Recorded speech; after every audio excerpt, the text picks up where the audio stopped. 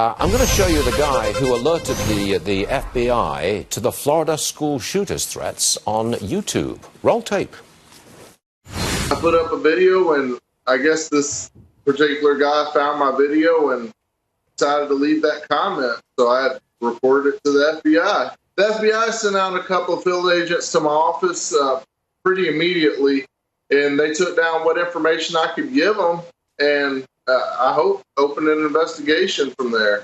Well, the comment that young man saw was, "I'm going to be a professional school shooter," and it was from Nicholas Cruz. Officials missed the sign. Apparently, had they caught the sign, maybe they could have stopped the tragedy. Alabama Attorney General Steve Marshall is with us now. Mr. Attorney General, did the FBI drop the ball? I don't think we know that answer, Stuart. I think what we do know is that it's incumbent upon individuals throughout communities to be able to report this information. Many times the research tells us that there's almost breadcrumbs leading to the shooter. And to the extent that law enforcement and appropriate officials are aware, I think that we can proactively intervene in these cases and be able to make a difference in stopping tragedies before they happen. Of course, there's nothing illegal about posting sort of not overt threats, but statements like that. You're saying no, it's not illegal. It's not illegal, but it could be a reason for the police to visit the home. Is that what you're saying?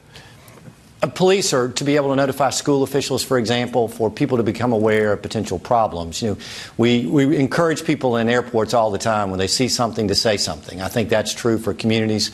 And one of the things I think that we can continue to look at in this country is developing mechanisms in which people can report so that we make sure that information doesn't get siloed within certain law enforcement agencies. And we share that collectively to be able to intervene where it's appropriate and do investigations that matter. No change to any gun law? Not that I would recommend. I think it's important for us, again, to see this through the lens of research and history. And what I think we know is that when we have information that we can act upon, we're able to make a difference. Got it. There's another subject, and I want to bring that to our viewers' attention. You, sir, you are suing the opioid manufacturer, Purdue Pharma. You claim that the company uses deceptive trade practices. Is this your answer to the opioid crisis? Get the opioid maker out of business?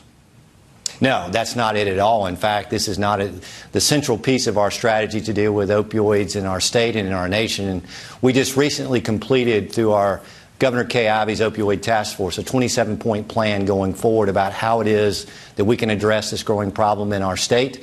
In fact, one of the things that we recognize as part of that report is that opioids play an important role in pain management for those at end of life or who have cancer, and we need to make sure that we preserve that right. That is the problem, isn't it? I mean, people in some stages of pain, and as you say, at the end of their lives, they need opioids. They have a place in our medicine.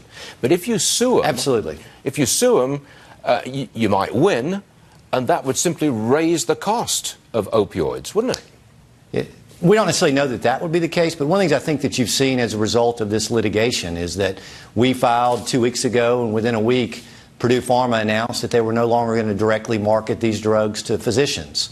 I think that's a positive step going forward, and one of the things that these cases provide is the ability for industry to self-regulate, for them to be able to use their own mechanisms and controls to be able to ensure that we're doing this correctly throughout our country. Will you take a lot of money off them if you win?